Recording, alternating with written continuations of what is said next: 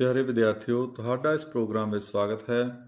ਮੈਂ ਤੁਹਾਡਾ ਗੁਰਮੇਲ ਸਿੰਘ ਸਾਗੂ, ਸਮਾਜਿਕ ਸਿੱਖਿਆ ਮਾਸਟਰ, ਸਰਕਾਰੀ ਸੀਨੀਅਰ ਸੈਕੰਡਰੀ ਸਕੂਲ ਪੁੱਲਰ, ਜ਼ਿਲ੍ਹਾ ਸ਼੍ਰੀ ਮੁਕਤਸਰ ਸਾਹਿਬ ਤੋਂ ਅੱਜ ਤੁਹਾਡੇ ਲਈ ਲੈ ਕੇ ਆਇਆ ਹਾਂ 7ਵੀਂ ਜਮਾਤ ਦੇ ਸਮਾਜਿਕ ਸਿੱਖਿਆ ਦਾ ਪਾਠ ਨੰਬਰ 10, ਭਾਰਤ ਅਤੇ ਸੰਸਾਰ, ਕਦੋਂ, ਕਿੱਥੇ ਅਤੇ ਕਿਵੇਂ। ਇਹ ਪਾਠ ਤੁਸੀਂ ਪਹਿਲਾਂ ਪੜ੍ਹ ਚੁੱਕੇ ਹੋ, ਇਸ ਲਈ ਅੱਜ ਆਪਾਂ ਇਸ ਪਾਠ ਦੀ ਦੁਹਰਾਈ ਕਰਾਂਗੇ, ਜਿਸ ਦੇ ਦੌਰਾਨ ਪਹਿਲਾਂ ਮੈਂ ਤੁਹਾਡੇ ਨਾਲ ਇਸ ਪਾਠ ਦੇ ਕੁਝ ਮੁੱਖ ਨੁਕਤੇ ਸਾਂਝੇ ਕਰਾਂਗਾ ਔਰ ਉਸ ਤੋਂ ਬਾਅਦ ਇਸ ਪਾਠ ਦਾ ਅਭਿਆਸ ਯਾਨੀ ਕਿ ਐਕਸਰਸਾਈਜ਼ ਕਰਾਂਗੇ, ਜਿਹੜੀ ਵੱਖ-ਵੱਖ ਰੂਪਾਂ ਵਿੱਚ ਹੋਵੇਗੀ।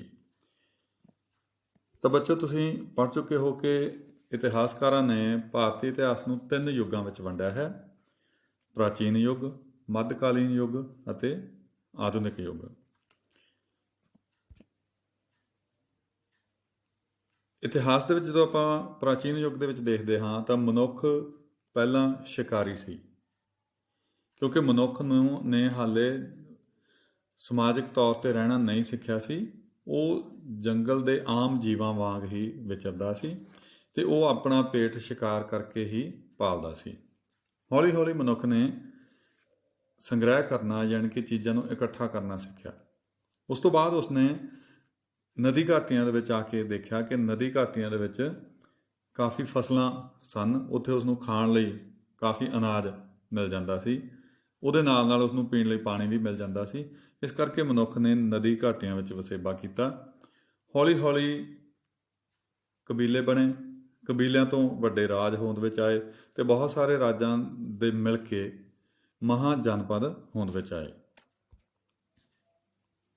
ਹੁਣ ਆਪਾਂ ਗੱਲ ਕਰਾਂਗੇ ਭਾਰਤੀ ਉਪ ਮਹਾਂਦੀਪ ਦੀ। ਉਪ ਮਹਾਂਦੀਪ ਦਾ ਮਤਲਬ ਹੁੰਦਾ ਹੈ ਇੱਕ ਵੱਡਾ ਭੂਗੋਲਿਕ ਖੇਤਰ ਜਿਹਦੇ ਵਿੱਚ ਇੱਕ ਦੇਸ਼ ਜਾਂ ਇੱਕ ਤੋਂ ਵੱਧ ਦੇਸ਼ ਸ਼ਾਮਲ ਹੁੰਦੇ ਹਨ। ਭਾਰਤੀ ਉਪ ਮਹਾਂਦੀਪ ਦੇ ਵਿੱਚ 6 ਦੇਸ਼ ਸ਼ਾਮਿਲ ਸਨ, ਜਿਨ੍ਹਾਂ ਦੇ ਨਾਮ ਇਸ ਤਰ੍ਹਾਂ ਸਨ: ਅਫਗਾਨਿਸਤਾਨ, ਪਾਕਿਸਤਾਨ, ਨੇਪਾਲ, ਭੂਟਾਨ, ਬੰਗਲਾਦੇਸ਼ ਅਤੇ ਭਾਰਤ। ਭਾਰਤੀ ਉਪ ਮਹਾਂਦੀਪ ਦਾ ਨਾਮ ਵੱਖ-ਵੱਖ ਸਮਿਆਂ 'ਤੇ ਵੱਖ-ਵੱਖ ਰਿਹਾ ਹੈ। ਜਿਵੇਂ ਪੂਰਵ ਕਾਲ ਦੇ ਵਿੱਚ ਇਸ ਨੂੰ ਭਾਰਤ ਵਰਸ਼ ਕਿਹਾ ਜਾਂਦਾ ਰਿਹਾ ਹੈ। ਵੈਦਿਕ ਕਾਲ ਦੇ ਵਿੱਚ ਆਰਿਆਵਰਤ ਕਿਹਾ ਜਾਂਦਾ ਰਿਹਾ ਹੈ। ਆਰਿਆਵਰਤ ਯਾਨੀ ਆਰੀਆ ਲੋਕਾਂ ਦੀ ਧਰਤੀ। ਮਹਾਭਾਰਤ ਅਤੇ ਪੁਰਾਣ ਵਿੱਚ ਇਸ ਮਹਾਂਦੀਪ ਦਾ ਨਾਮ ਭਾਰਤ ਵਰਸ਼ ਵੀ ਰਿਹਾ ਹੈ, ਕਿਉਂਕਿ ਉਸ ਕਾਲ ਦਾ ਇੱਕ ਪ੍ਰਸਿੱਧ ਰਾਜਾ ਭਾਰਤ ਹੋਇਆ ਹੈ।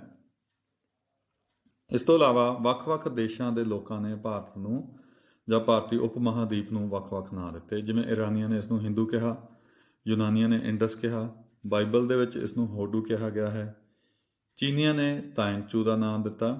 ਇਸੇ ਤਰ੍ਹਾਂ ਇੱਕ ਹੋਰ ਚੀਨੀ ਯਾਤਰੀ ਹਿਊਨ-ਸਾਂਗ ਜਦੋਂ ਭਾਰਤ ਵਿੱਚ ਆਇਆ ਤਾਂ ਉਸਨੇ ਆਪਣੇ ਬਿਰਤਾਂਤ ਵਿੱਚ ਭਾਰਤੀ ਉਪ ਮਹਾਂਦੀਪ ਦੇ ਲਈ ਇੰਟੂ ਸ਼ਬਦ ਦੀ ਵਰਤੋਂ ਕੀਤੀ ਹੈ।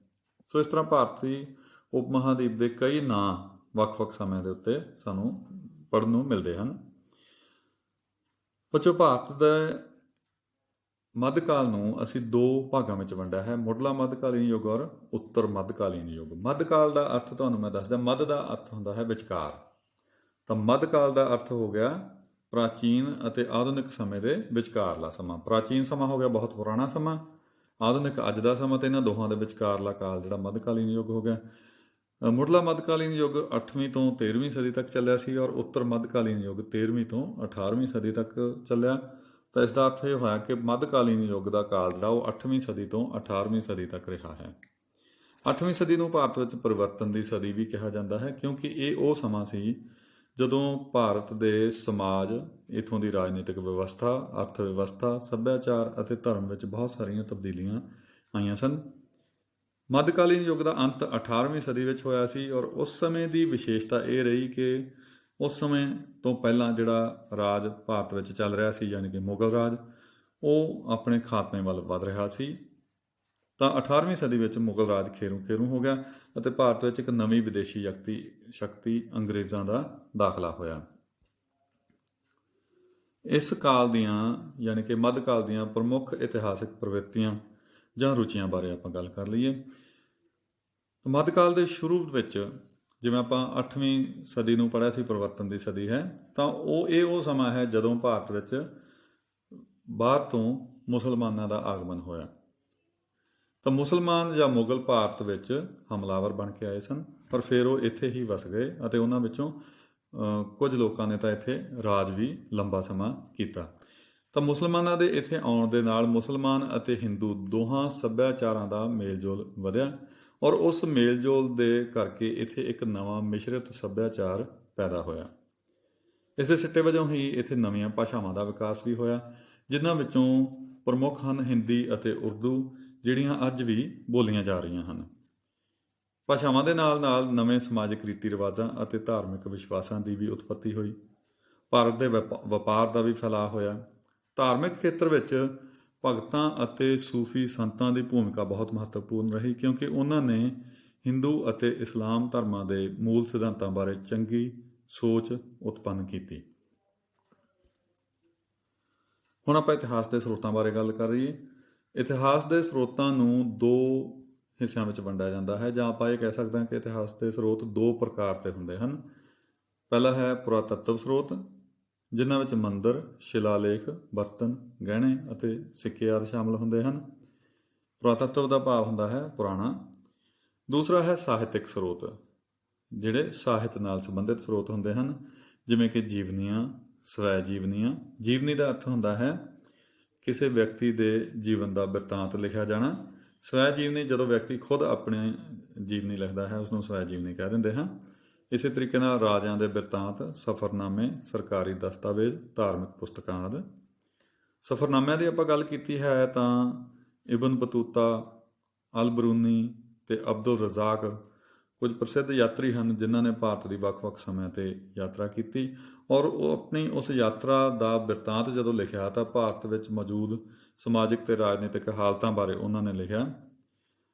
ਇਬਨ ਬਤੂਤਾ ਨੇ ਕਿਤਾਬੁਲ ਰਿਹਲਾ ਨਾਮ ਦਾ ਸਫ਼ਰਨਾਮਾ ਲਿਖਿਆ ਸੀ, ਜਿਸ ਵਿੱਚ ਉਸਨੇ ਮੁਹੰਮਦ ਤੁਗਲਕ ਦੇ ਰਾਜਕਾਲ ਬਾਰੇ ਲਿਖਿਆ ਹੈ। ਇਸੇ ਤਰੀਕੇ ਨਾਲ ਅਬਦੁਲ ਰਜ਼ਾਕ ਨੇ ਵਿਜੇਨਗਰ ਰਾਜ ਦੇ ਬਾਰੇ ਲਿਖਿਆ।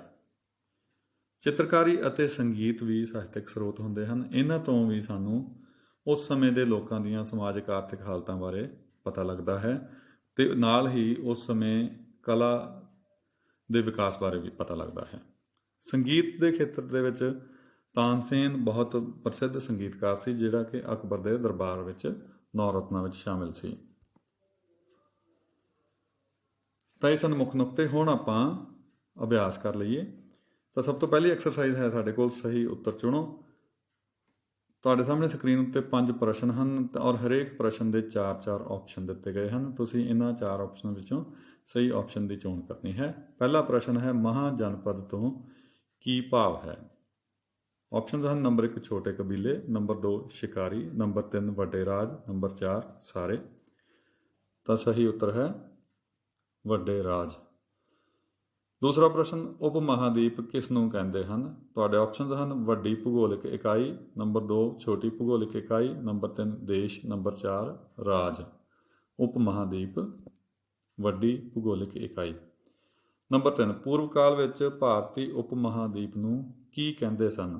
ਪੂਰਵ ਕਾਲ ਵਿੱਚ ਤੁਹਾਡੇ ਆਪਸ਼ਨਸ ਹਨ number 1 Hindustan, number 2 Bharatvarsh, number 3 Asia, number 4 1 ਅਤੇ 2, ਯਾਨੀ ਕਿ ਪਹਿਲੇ ਦੋਨੋਂ ਆਪਸ਼ਨਸ। ਸਹੀ ਉੱਤਰ ਹੈ 1 ਅਤੇ 2, ਯਾਨੀ ਕਿ ਹਿੰਦੁਸਤਾਨ ਵੀ ਕਹਿੰਦੇ ਸਨ ਤੇ ਭਾਰਤ ਵਰਸ਼ ਵੀ ਕਹਿੰਦੇ ਸਨ। ਚੌਥਾ ਪ੍ਰਸ਼ਨ ਹੈ ਭਾਰਤ ਨੂੰ ਆਰਿਆਵਰਤ ਕਿਸ ਕਾਲ ਵਿੱਚ ਕਹਿੰਦੇ ਸਨ। ਆਪਸ਼ਨਸ ਹਨ ਨੰਬਰ 1 ਵੈਦਿਕ ਕਾਲ, ਨੰਬਰ 2 ਮੱਧਕਾਲ, ਨੰਬਰ 3 ਕੋਈ ਇੱਕ ਦੋਹਾਂ ਵਿੱਚੋਂ ਕੋਈ ਇੱਕ, ਜਾਂ ਨੰਬਰ 4 ਇਹ ਦੋਨੋਂ। ਸਹੀ ਉੱਤਰ ਹੈ ਵੈਦਿਕ ਕਾਲ। ਨੰਬਰ 5 ਹੈ ਬੁੱਧ ਧਰਮ ਦੇ ਪ੍ਰਸਾਰ ਨਾਲ ਚੀਨੀਆਂ ਨੇ ਭਾਰਤ ਨੂੰ ਕੀ ਨਾਂ ਦਿੱਤਾ। ਆਪਸ਼ਨਸ ਹਨ ਨੰਬਰ 1 ਤਿਆਂਚੂ, ਨੰਬਰ 2 ਇੰਡਸ, ਨੰਬਰ 3 ਦੋਨੋਂ, ਜਾਂ ਨੰਬਰ 4 ਕੋਈ ਨਹੀਂ। ਤਿਆਂਚੂ। ਅਗਲੀ ਐਕਸਰਸਾਈਜ਼ ਖਾਲੀ ਥਾਵਾਂ ਭਰੋ। ਪਹਿਲੀ ਖਾਲੀ ਥਾਂ ਹੈ ਸਾਡੇ ਕੋਲ ਭਾਰਤੀ ਉਪ ਮਹਾਦੀਪ ਨੂੰ ਪੂਰਵ ਕਾਲ ਵਿੱਚ ਡੈਸ਼ ਕਿਹਾ ਜਾਂਦਾ ਸੀ। ਭਾਰਤੀ ਉਪ ਮਹਾਦੀਪ ਨੂੰ ਪੂਰਵ ਕਾਲ ਵਿੱਚ ਭਾਰਤ ਵਰਸ਼ ਕਿਹਾ ਜਾਂਦਾ ਸੀ। ਨੰਬਰ 2 ਭਾਰਤ ਵਿੱਚ ਡੈਸ਼ ਨੂੰ ਪਰਿਵਰਤਨ ਦੀ ਸਦੀ ਮੰਨਿਆ ਜਾਂਦਾ ਹੈ। ਤਾਂ ਕਿਹੜੀ ਸਦੀ ਨੂੰ ਪਰਿਵਰਤਨ ਦੀ ਸਦੀ ਮੰਨਿਆ ਜਾਂਦਾ ਹੈ। 8ਵੀਂ ਸਦੀ ਨੂੰ। ਨੰਬਰ 3 ਚੀਨੀਆਂ ਨੇ ਭਾਰਤ ਨੂੰ ਡੈਸ਼ ਦਾ ਨਾਂ ਦਿੱਤਾ। ਤਿਆਂਚੂ। ਨੰਬਰ 4 ਸਮਾਰਕ, ਸ਼ਿਲਾਲੇਖ, ਸਿੱਕੇ ਆਦਿ ਭਾਰਤੀ ਇਤਿਹਾਸ ਦੇ ਡੈਸ਼ ਸਰੋਤ ਹਨ, ਜਦਕਿ ਜੀਵਨੀਆਂ ਅਤੇ ਸਵੈ ਜੀਵਨੀਆਂ ਡੈਸ਼ ਸਰੋਤ ਹਨ। ਸਮਾਰਕ, ਸ਼ਿਲਾਲੇਖ, ਸਿੱਕੇ ਭਾਰਤੀ ਇਤਿਹਾਸ ਦੇ ਪੁਰਾਤੱਤਵ ਸਰੋਤ ਹਨ, ਜਦਕਿ ਜੀਵਨੀਆਂ ਅਤੇ ਸਵੈ-ਜੀਵਨੀਆਂ ਸਾਹਿਤਿਕ ਸਰੋਤ ਹਨ। ਨੰਬਰ 5, ਤਾਨਸੇਨ ਇੱਕ ਪ੍ਰਸਿੱਧ ਡੈਸ਼ ਸੀ। ਪ੍ਰਸਿੱਧ ਸੰਗੀਤਕਾਰ ਸੀ ਤਾਨਸੇਨ। ਸਹੀ ਜਾਂ ਗਲਤ ਦਾ ਨਿਸ਼ਾਨ ਲਗਾਓ। ਨੰਬਰ 1, ਪ੍ਰਾਚੀਨ ਯੁੱਗ ਅਤੇ ਆਧੁਨਿਕ ਯੁੱਗ ਦੇ ਵਿਚਕਾਰਲੇ ਸਮੇਂ ਨੂੰ ਮੱਧਕਾਲੀਨ ਯੁੱਗ ਕਿਹਾ ਜਾਂਦਾ ਹੈ। ਪ੍ਰਾਚੀਨ ਯੁੱਗ ਅਤੇ ਆਧੁਨਿਕ ਕਾਲ ਦੇ ਵਿਚਕਾਰਲੇ ਸਮੇਂ ਨੂੰ ਮੱਧਕਾਲੀਨ ਯੁੱਗ ਕਿਹਾ ਜਾਂਦਾ ਹੈ। ਸਹੀ ਹੈ ਜਾਂ ਗਲਤ ਹੈ ਇਹ? ਸਹੀ ਹੈ। ਨੰਬਰ 2, ਭਾਰਤ ਵਿੱਚ 19ਵੀਂ ਸਦੀ ਤੋਂ ਅੱਜ ਤੱਕ ਦੇ ਸਮੇਂ ਨੂੰ ਮੱਧਕਾਲ ਕਿਹਾ ਜਾਂਦਾ ਹੈ। ਸਹੀ ਹੈ ਜਾਂ ਗਲਤ ਹੈ? ਗਲਤ ਹੈ, ਕਿਉਂਕਿ 19ਵੀਂ ਸਦੀ ਤੋਂ ਅੱਜ ਤੱਕ ਦਾ ਸਮਾਂ ਆਧੁਨਿਕ ਕਾਲ ਹੈ। ਨੰਬਰ 3, ਹਿੰਦੀ ਅਤੇ ਉਰਦੂ ਭਾਸ਼ਾਵਾਂ ਦਾ ਵਿਕਾਸ ਮੱਧਕਾਲੀਨ ਯੁੱਗ ਦੌਰਾਨ ਹੋਇਆ। ਹਿੰਦੀ ਅਤੇ ਉਰਦੂ ਭਾਸ਼ਾਵਾਂ ਦਾ ਵਿਕਾਸ ਸਹੀ ਹੈ, ਇਹ ਮੱਧਕਾਲੀਨ ਯੁੱਗ ਦੌਰਾਨ ਹੋਇਆ ਸੀ। ਨੰਬਰ 4, ਮੱਧਕਾਲੀਨ ਯੁੱਗ ਦੌਰਾਨ ਦੇਸ਼ ਦੇ ਵਣਜ ਅਤੇ ਵਪਾਰ ਵੱਲ ਕੁਝ ਖਾਸ ਧਿਆਨ ਨਹੀਂ ਦਿੱਤਾ ਗਿਆ। ਸਹੀ ਹੈ ਜਾਂ ਗਲਤ ਹੈ? ਗਲਤ ਹੈ, ਕਿਉਂਕਿ ਆਪਾਂ ਪੜ੍ਹਿਆ ਸੀ ਕਿ ਵਪਾਰ ਦਾ ਬਹੁਤ ਵਿਸਤਾਰ ਹੋਇਆ ਸੀ। ਅਗਲੀ ਐਕਸਰਸਾਈਜ਼, ਪ੍ਰਸ਼ਨਾਂ ਦੇ ਉੱਤਰ ਦਿਓ। ਪਹਿਲਾ ਪ੍ਰਸ਼ਨ ਹੈ, ਭਾਰਤ ਵਿੱਚ ਕਿਸ ਸਦੀ ਨੂੰ ਪਰਿਵਰਤਨ ਦੀ ਸਦੀ ਮੰਨਿਆ ਗਿਆ ਹੈ? ਉੱਤਰ ਹੈ 8ਵੀਂ ਸਦੀ। ਦੂਸਰਾ ਪ੍ਰਸ਼ਨ, ਵੈਦਿਕ ਕਾਲ ਵਿੱਚ ਭਾਰਤ ਨੂੰ ਕੀ ਕਿਹਾ ਜਾਂਦਾ ਸੀ? ਵੈਦਿਕ ਕਾਲ ਵਿੱਚ ਉੱਤਰ ਹੈ ਆਰਿਆਵਰਤ, ਯਾਨੀ ਆਰੀਆ ਲੋਕਾਂ ਦੀ ਧਰਤੀ। ਤੀਸਰਾ ਪ੍ਰਸ਼ਨ, ਬਾਈਬਲ ਵਿੱਚ ਭਾਰਤ ਨੂੰ ਕੀ ਕਿਹਾ ਗਿਆ ਹੈ? ਬਾਈਬਲ ਵਿੱਚ ਉੱਤਰ ਹੋਡੂ। ਨੰਬਰ 4, ਚੀਨੀਆਂ ਨੇ ਭਾਰਤ ਨੂੰ ਕੀ ਨਾਂ ਦਿੱਤਾ? ਉੱਤਰ ਤਾਇਨਚੂ। ਨੰਬਰ 5, ਮੱਧਕਾਲ ਦੇ ਅੰਤ ਸਮੇਂ ਭਾਰਤ ਵਿੱਚ ਕਿਸ ਵਿਦੇਸ਼ੀ ਸ਼ਕਤੀ ਦਾ ਦਾਖਲਾ ਹੋਇਆ? ਮੱਧਕਾਲ ਦੇ ਅੰਤ ਸਮੇਂ ਉੱਤਰ ਹੈ ਅੰਗਰੇਜ਼। ਅਗਲੀ ਐਕਸਰਸਾਈਜ਼, ਸਹੀ ਉੱਤਰ ਚੁਣੋ। ਇੱਕ ਪ੍ਰਸ਼ਨ ਹੈ ਔਰ 4 ਆਪਸ਼ਨਸ ਹਨ। ਆਪਾਂ ਇਹਨਾਂ ਵਿੱਚੋਂ ਸਹੀ ਆਪਸ਼ਨ ਦੀ ਚੋਣ ਕਰਨੀ ਹੈ। ਤਾਂ ਪ੍ਰਸ਼ਨ ਹੈ, ਭਾਰਤ ਦੀ ਕਿਹੜੀ ਸਦੀ ਨੂੰ ਪਰਿਵਰਤਨ ਦੀ ਸਦੀ ਕਿਹਾ ਗਿਆ ਹੈ? ਆਪਸ਼ਨਸ ਹਨ ਨੰਬਰ 1 7ਵੀਂ, ਨੰਬਰ 2 8ਵੀਂ, ਨੰਬਰ 3 9ਵੀਂ ਜਾਂ ਨੰਬਰ 4 ਇਹਨਾਂ ਵਿੱਚੋਂ ਕੋਈ ਨਹੀਂ। ਤਾਂ ਉੱਤਰ ਹੈ 8ਵੀਂ। ਦੂਸਰਾ ਪ੍ਰਸ਼ਨ, 18ਵੀਂ ਸਦੀ ਦੇ ਮੱਧ ਵਿੱਚ ਕਿਹੜੇ ਸਾਮਰਾਜ ਦਾ ਖਾਤਮਾ ਹੋਇਆ? ਆਪਸ਼ਨਸ ਹਨ number 1 Mughal, number 2 Kushan, number 3 Pallava ਜਾਂ ਨੰਬਰ 4 ਇਹਨਾਂ ਵਿੱਚੋਂ ਕੋਈ ਨਹੀਂ। ਸਹੀ ਉੱਤਰ ਹੈ ਮੁਗਲ। ਨੰਬਰ 3, ਮੱਧਕਾਲੀਨ ਯੁੱਗ ਦਾ ਅੰਤ ਕਿਹੜੀ ਸ਼ਕਤੀ ਦੇ ਸੱਤਾ ਵਿੱਚ ਆਉਣ ਨਾਲ ਹੋਇਆ? ਆਪਸ਼ਨਸ ਹਨ ਨੰਬਰ 1 ਅੰਗਰੇਜ਼, ਨੰਬਰ 2 ਮੁਗਲ, ਨੰਬਰ 3 ਯੂਨਾਨੀ ਜਾਂ ਨੰਬਰ 4 ਇਹਨਾਂ ਵਿੱਚੋਂ ਕੋਈ ਨਹੀਂ। ਸਹੀ ਉੱਤਰ ਹੈ ਅੰਗਰੇਜ਼। ਨੰਬਰ 4, ਇੰਡਸ ਸ਼ਬਦ ਦੀ ਵਰਤੋਂ ਭਾਰਤ ਲਈ ਕਿਸ ਜਾਤੀ ਦੇ ਲੋਕਾਂ ਨੇ ਕੀਤੀ? ਇੰਡਸ। ਆਪਸ਼ਨਸ ਹਨ ਨੰਬਰ 1 ਚੀਨੀ, ਨੰਬਰ 2 ਈਰਾਨੀ, ਨੰਬਰ 3 ਯੂਨਾਨੀ ਜਾਂ ਨੰਬਰ 4 ਇਹਨਾਂ ਵਿੱਚੋਂ ਕੋਈ ਨਹੀਂ। ਸਹੀ ਉੱਤਰ ਹੈ ਯੂਨਾਨੀ। ਪੰਜਵਾਂ ਪ੍ਰਸ਼ਨ, ਭਾਰਤ ਲਈ ਹੋਡੂ ਸ਼ਬਦ ਦੀ ਵਰਤੋਂ ਕਿਸ ਵਿੱਚ ਕੀਤੀ ਗਈ ਹੈ? ਆਪਸ਼ਨਸ ਹਨ number 1 Quran, number 2 Bible, number 3 Samaveda ਜਾਂ ਨੰਬਰ 4 ਇਹਨਾਂ ਵਿੱਚੋਂ ਕੋਈ ਨਹੀਂ। ਸਹੀ ਉੱਤਰ ਹੈ ਬਾਈਬਲ। ਅਗਲੀ ਐਕਸਰਸਾਈਜ਼, ਸਹੀ ਜੋੜੇ ਬਣਾਓ। ਤੁਹਾਡੇ ਸਾਹਮਣੇ 2 ਕਾਲਮ ਦਿੱਤੇ ਗਏ ਹਨ, ਊੜਾ ਔਰ ਐੜਾ।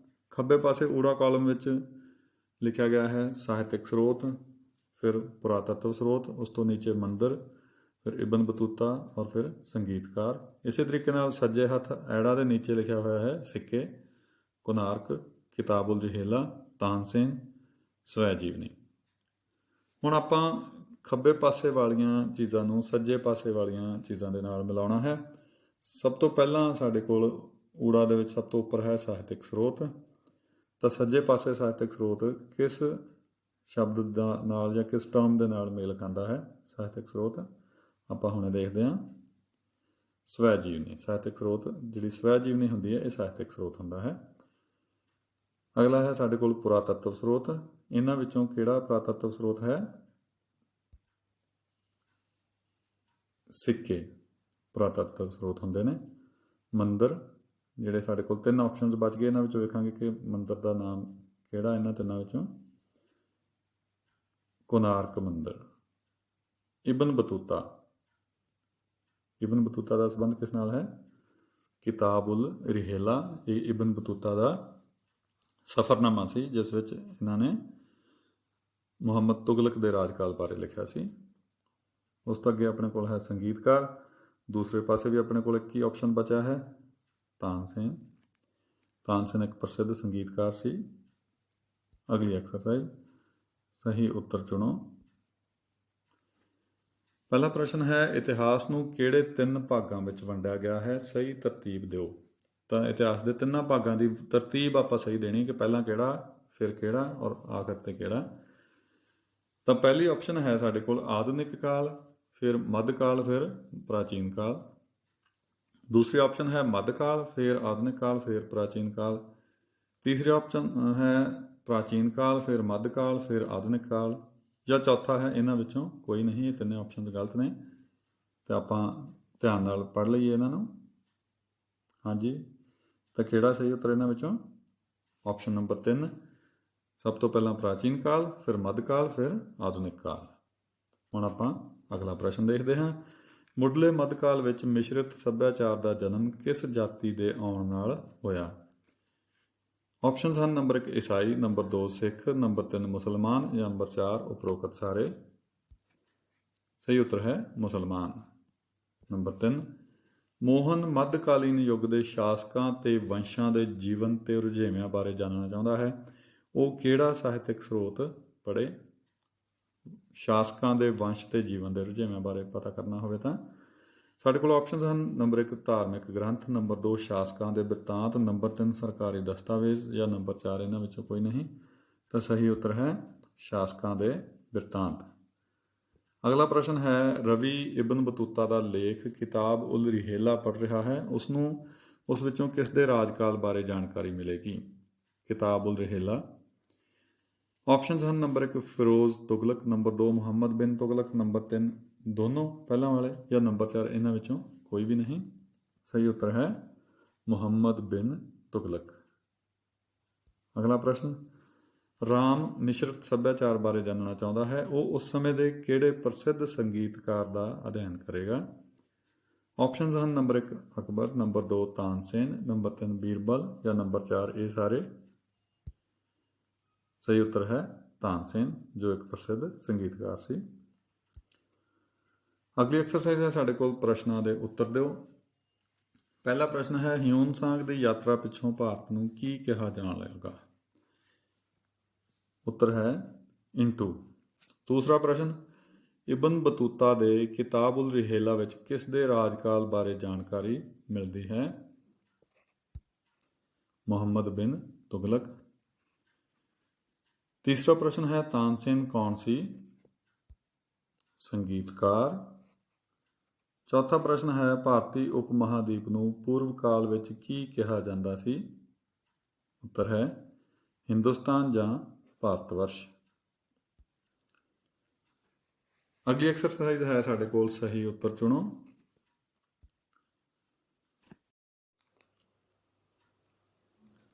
ਅਗਲੀ ਐਕਸਰਸਾਈਜ਼ ਹੈ ਸਹੀ ਉੱਤਰ ਚੁਣੋ।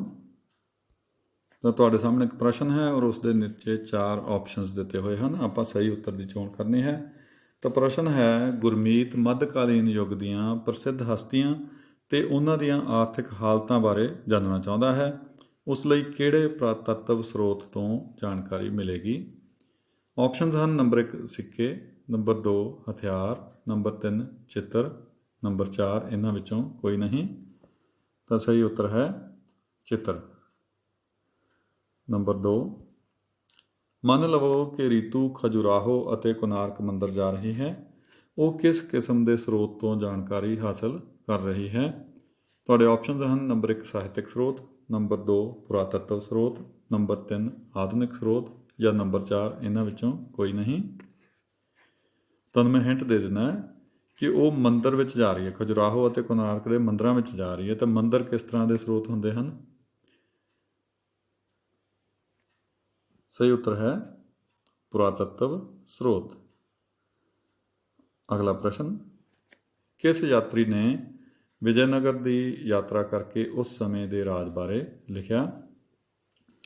ਤੁਹਾਡੇ ਆਪਸ਼ਨਸ ਹਨ, ਨੰਬਰ 1 ਅਲ Brunei, number 2 Abdul ਰਜ਼ਾਕ, number 3 Hiuen ਸਾਂਗ ਜਾਂ ਨੰਬਰ 4 ਇਹ ਸਾਰੇ ਹੀ ਯਾਤਰੀ ਵੱਖ-ਵੱਖ ਸਮਿਆਂ 'ਤੇ ਭਾਰਤ ਵਿੱਚ ਆਉਂਦੇ ਰਹੇ ਆ। ਪਰ ਆਪਣਾ ਪ੍ਰਸ਼ਨ ਹੈ ਕਿ ਵਿਜੈਨਗਰ ਦੀ ਯਾਤਰਾ ਸਮੇਂ ਕਿਸ ਨੇ ਲਿਖਿਆ? ਤਾਂ ਸਹੀ ਉੱਤਰ ਹੈ ਅਬਦੁਲ ਰਜ਼ਾਕ। ਅਗਲਾ ਪ੍ਰਸ਼ਨ, ਭਾਰਤੀ ਉਪ ਮਹਾਂਦੀਪ ਵਿੱਚ ਵਰਤਮਾਨ ਦੇ ਕਿਹੜੇ ਦੇਸ਼ ਸ਼ਾਮਿਲ ਸਨ? ਤਾਂ ਤੁਸੀਂ ਧਿਆਨ ਨਾਲ ਇਹਨਾਂ ਨਾਵਾਂ ਨੂੰ ਪੜ੍ਹ ਲੈਣਾ ਹੈ। ਪਹਿਲੇ ਆਪਸ਼ਨ ਦੇ ਵਿੱਚ ਸਾਡੇ ਕੋਲ ਜਿਹੜੇ ਦੇਸ਼ ਦਿੱਤੇ ਗਏ ਆ ਉਹਨਾਂ ਦੇ ਨਾਮ ਹੈਗੇ ਆ ਅਫਰੀਕਾ, ਅਫਗਾਨਿਸਤਾਨ, ਪਾਕਿਸਤਾਨ, ਨੇਪਾਲ, ਭੂਟਾਨ, ਚੀਨ। ਦੂਸਰੇ ਆਪਸ਼ਨ ਦੇ ਵਿੱਚ ਆਪਣੇ ਕੋਲੇ ਦੇਸ਼ ਦਿੱਤੇ ਗਏ ਨੇ ਅਫਗਾਨਿਸਤਾਨ, ਪਾਕਿਸਤਾਨ, ਨੇਪਾਲ, ਭੂਟਾਨ, ਬੰਗਲਾਦੇਸ਼, ਭਾਰਤ। ਤੀਸਰਾ ਆਪਸ਼ਨ ਹੈ ਸਾਡਾ ਕਿ ਇਹ ਪਹਿਲਾਂ ਵਾਲੇ ਦੋਨੇ ਜੋੜੇ ਜਿਹੜੇ ਆ ਉਹ ਗਲਤ ਨੇ, ਜਾਂ ਚੌਥਾ ਹੈ ਇਹ ਦੋਨੋਂ ਹੀ ਸਹੀ ਹਨ। ਹੁਣ ਆਪਾਂ ਦੇਖਦੇ ਹਾਂ ਕਿ ਸਹੀ ਉੱਤਰ ਕੀ ਹੈ।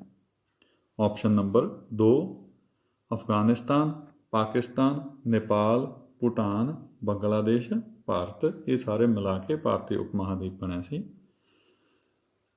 ਅਗਲਾ ਪ੍ਰਸ਼ਨ ਹੈ ਸਾਡੇ ਕੋਲ, ਅਮਿਤ ਨੇ ਭਾਰਤ ਦਾ ਨਾਂ ਇੰਟੂ ਪੜ੍ਹਿਆ, ਉਹ ਕਿਹੜੇ ਯਾਤਰੀ ਦਾ ਬਿਰਤਾਂਤ ਪੜ੍ਹ ਰਿਹਾ ਹੈ? ਭਾਰਤ ਦਾ ਨਾਂ ਇੰਟੂ। ਤਾਂ ਆਪਾਂ ਯਾਤਰੀਆਂ ਦੇ ਨਾਂ ਦੇਖ ਲਈਏ। ਨੰਬਰ 1 ਅਲ ਬਰੂਨੀ, ਨੰਬਰ 2 ਹਿਊਨ ਸਾਂਗ, ਨੰਬਰ 3 ਅਬਦੁਲ ਰਜ਼ਾਕ ਜਾਂ ਨੰਬਰ 4 ਇਹਨਾਂ ਵਿੱਚੋਂ ਕੋਈ ਨਹੀਂ, ਹਿਊਨ ਸਾਂਗ। ਹੁਣ ਆਪਾਂ ਅਗਲੀ ਐਕਸਰਸਾਈਜ਼ ਵੱਲ ਵਧਦੇ ਹਾਂ। ਇਹ ਹੈ ਪਾਠ ਪੁਸਤਕ ਦੇ ਅਭਿਆਸ ਦੇ ਪ੍ਰਸ਼ਨ, ਜਿਹੜੇ ਕਿ ਪੰਜਾਬ ਸਕੂਲ ਸਿੱਖਿਆ ਬੋਰਡ ਦੁਆਰਾ ਛਾਪੀ ਗਈ 7ਵੀਂ ਜਮਾਤ ਦੀ ਸਮਾਜਿਕ ਸਿੱਖਿਆ ਦੀ ਪਾਠ ਪੁਸਤਕ ਵਿੱਚੋਂ ਲਏ ਗਏ ਹਨ। ਪਹਿਲਾ ਪ੍ਰਸ਼ਨ ਹੈ, ਇਤਿਹਾਸ ਵਿੱਚ ਭਾਰਤੀ ਉਪ ਮਹਾਂਦੀਪ ਦੇ ਕਿਹੜੇ-ਕਿਹੜੇ ਨਾਂ ਰੱਖੇ ਗਏ? ਤਾਂ ਵੱਖ-ਵੱਖ ਸਮੇਂ 'ਤੇ ਵੱਖ-ਵੱਖ ਨਾਂ ਰੱਖੇ ਗਏ ਸੀ। ਉਹ ਸਾਰੇ ਨਾਮ ਜਿਹੜੇ ਆ ਆਪਾਂ ਹੁਣ ਦੇਖਦੇ ਹਾਂ ਕਿਹੜੇ-ਕਿਹੜੇ ਸੀ। ਆਰੀਆਵਰਤ, ਭਾਰਤ ਵਰਸ਼, ਹਿੰਦੁਸਤਾਨ, ਹੋਡੂ, ਤਾਇੰਚੂ, ਇੰਟੂ ਆਦਿ। ਪ੍ਰਸ਼ਨ ਨੰਬਰ 2 ਹੈ, ਇਤਿਹਾਸਕਾਰਾਂ ਨੇ ਭਾਰਤੀ ਇਤਿਹਾਸ ਨੂੰ ਕਿੰਨੇ ਯੁੱਗਾਂ ਵਿੱਚ ਵੰਡਿਆ ਹੈ? ਉੱਤਰ ਹੈ 3 ਯੁੱਗਾਂ ਵਿੱਚ, ਪ੍ਰਾਚੀਨ ਕਾਲ, ਮੱਧਕਾਲ ਤੇ ਆਧੁਨਿਕ ਕਾਲ। ਨੰਬਰ 3 ਹੈ, ਭਾਰਤੀ ਇਤਿਹਾਸ ਦੇ ਸਰੋਤ ਕਿੰਨੀ ਪ੍ਰਕਾਰ ਦੇ ਹਨ? 2 ਪ੍ਰਕਾਰ ਦੇ, ਪੁਰਾਤੱਤਵ ਸਰੋਤ ਅਤੇ ਸਾਹਿਤਕ ਸਰੋਤ। ਨੰਬਰ 4 ਹੈ, ਵਿਦੇਸ਼ੀ ਯਾਤਰੀਆਂ ਦੇ ਲੇਖ ਕਿਵੇਂ ਮਹੱਤਵਪੂਰਨ ਇਤਿਹਾਸਿਕ ਸਰੋਤ ਹਨ? ਆਪਾਂ ਵਿਦੇਸ਼ੀ ਯਾਤਰੀਆਂ ਦੇ ਲੇਖਾਂ ਦਾ ਮਹੱਤਵ ਦੱਸਣਾ ਹੈ।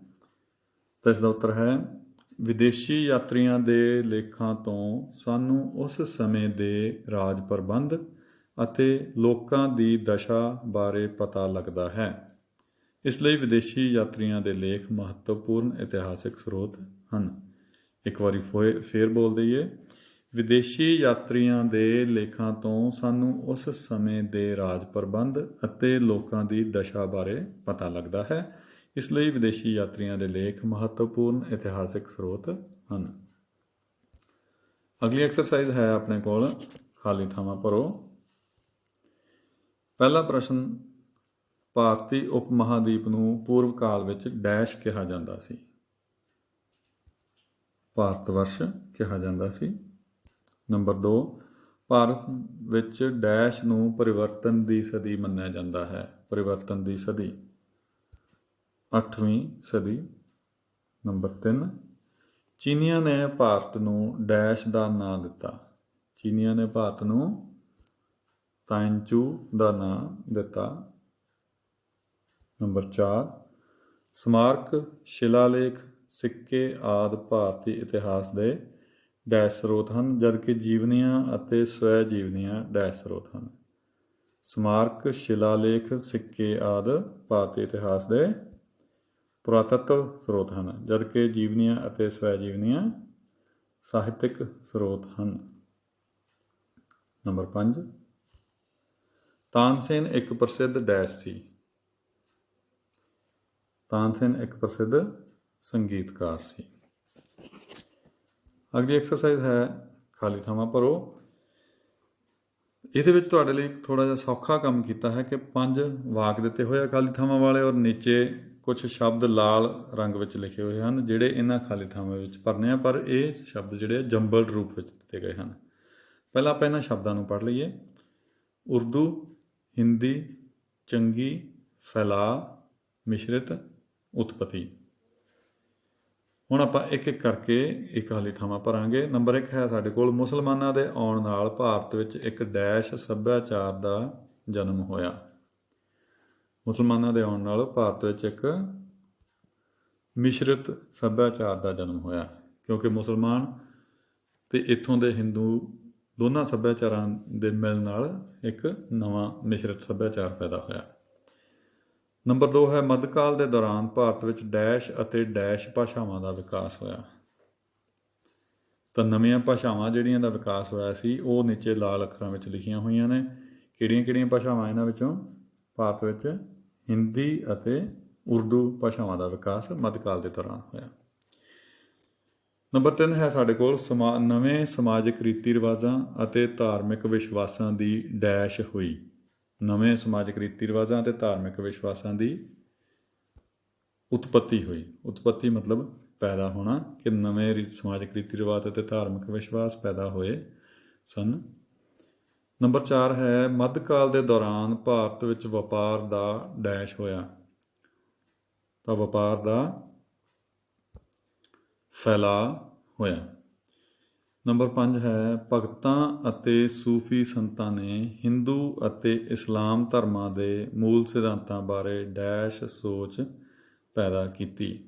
ਭਗਤਾਂ ਅਤੇ ਸੂਫੀ ਸੰਤਾਂ ਨੇ, ਭਗਤ ਹਿੰਦੂ ਧਰਮ ਨੂੰ ਬਿਲੋਂਗ ਕਰਦੇ ਸੀ, ਸੂਫੀ ਸੰਤ ਇਸਲਾਮ ਧਰਮ ਨਾਲ ਸੰਬੰਧਿਤ ਸਨ। ਇਹਨਾਂ ਨੇ ਆਪਣੇ ਧਰਮਾਂ ਦੇ ਮੂਲ ਸਿਧਾਂਤਾਂ ਬਾਰੇ ਕਿਸ ਤਰ੍ਹਾਂ ਦੀ ਸੋਚ ਪੈਦਾ ਕੀਤੀ? ਚੰਗੀ ਸੋਚ ਪੈਦਾ ਕੀਤੀ ਸੀ। ਹੁਣ ਆਪਾਂ ਅੱਗੇ ਵੱਧਦੇ ਹਾਂ। ਸਹੀ ਜਾਂ ਗਲਤ ਦਾ ਨਿਸ਼ਾਨ ਲਗਾਓ।